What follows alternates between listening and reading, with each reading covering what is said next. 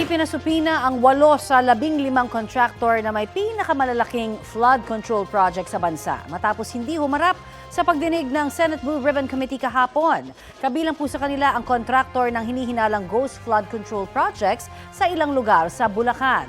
Balitang hatid ni Mav Gonzalez. My office received reports that there were ghost projects in the municipalities of Kalumpit, Malolos, and Hagonoy in the province of Bulacan. Can you confirm this? Yes, Your Honor. That's true. Well, this is information that we have received, Your Honor. Mismong Department of Public Works and Highways na ang nagkumpirma. May mga hinihinalang ghost project, partikular sa 1st Engineering District ng Bulacan. And the contractor, allegedly, Wawaw Builders. Correct? That's correct, Your Honor. Ayon sa DPWH, 9 billion pesos ang kontrata ng Wawaw Builders sa buong bansa.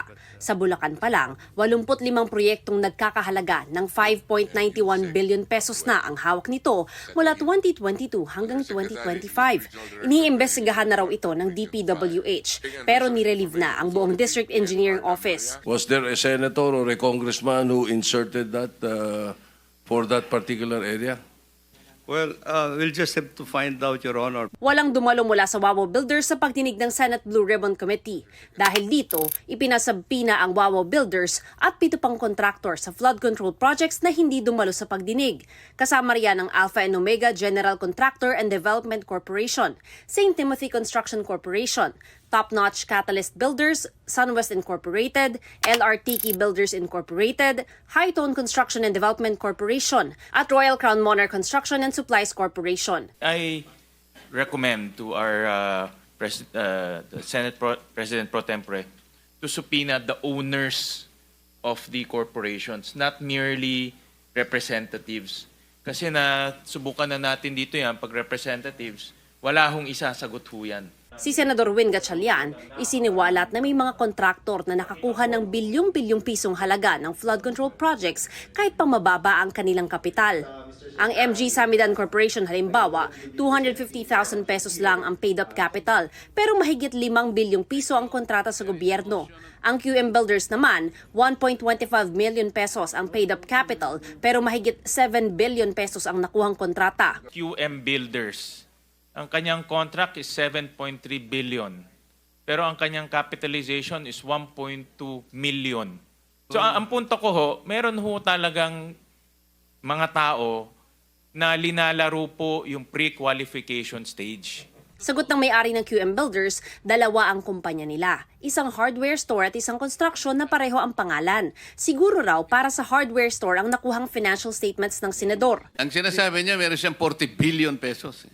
Yung NFCC, kinocompute ng times 15 yon, Mr. Chair. Halimbawa, may 1 billion ka sa bangko. Pwede ka sa 15 billion. Kaya kami mga kontrata hanggang 40 billion. Pero uminit ang ulo ni Blue Ribbon Committee Chairman Senador Rodante Marcoleta nang sabihin ng QM Builders na wala pa silang nagawang proyekto sa gobyerno. Hindi ka pa nakagawa ng project? Hindi pa, kasi yung nag-asawa ko ng 1991, nag-upisa kami sa hardware. Yung maliliit na hardware, nagtitinta ng bamboo, mga ganun eh. Bakit nasama ka sa 15 contractors sa listahan ng Pangulo? Gumawa na tayo ng flood control projects. O ngayon gumawa ka na naman. Ano ba talaga yung totoo? Baka hindi ka makauwi sa araw na ito. Nagsisinungaling ka na naman eh. Sinabi mo, hindi ka pa nakapag-umpisa eh. Meron akong hawak na martilyo rito, sinasabi ko sa'yo. Mr. Chair. Huwag kang tatawa-tawa kasi hindi nakakatawa ito ha. Mr. Chairman. Dito lang nagsisinungaling ka na eh. Sa huli, pinasumite na lang ng komite ang financial statements ng kumpanya.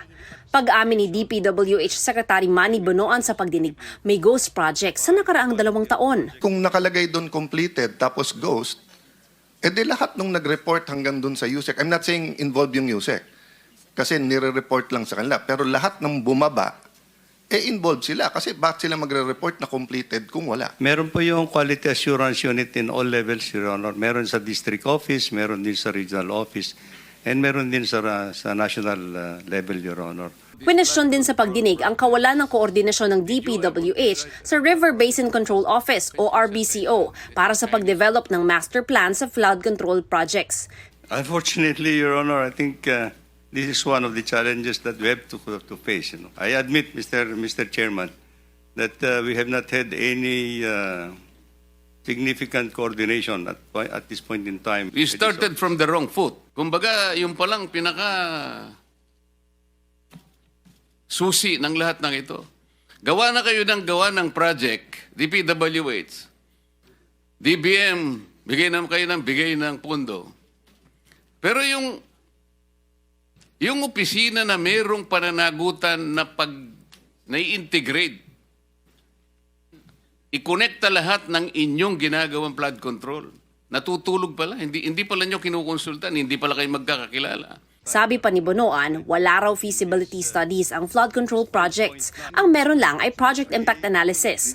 Pinapa-reallocate ni Senador Bam Aquino ang 243 billion pesos na pondo para sa flood control sa 2026 national budget papunta sa mga munisipyong tukoy na madalas bahain. Pagdating po sa flooding, yung mga lugar na may flooding talaga, I would guess meron po kayong expertise kung saan talaga yung totoong flooding sa Pilipinas. Magsabit tayo, yung talagang totoong flood control. Yung talagang flood control budget na talagang swak talaga sa pangangailangan ng tao. Iginiit naman ni Senador Mig Zubiri na walang magagawa ang Public Works at Budget Departments kung magpasok ng kung ano-anong proyekto ang mga mambabatas at maisabatas ang national budget. Paglabas po ng budget, iba nang itsura ng budget, wala na po silang magagawa dahil batas po yan. Kailangan po nilang i-implement yun.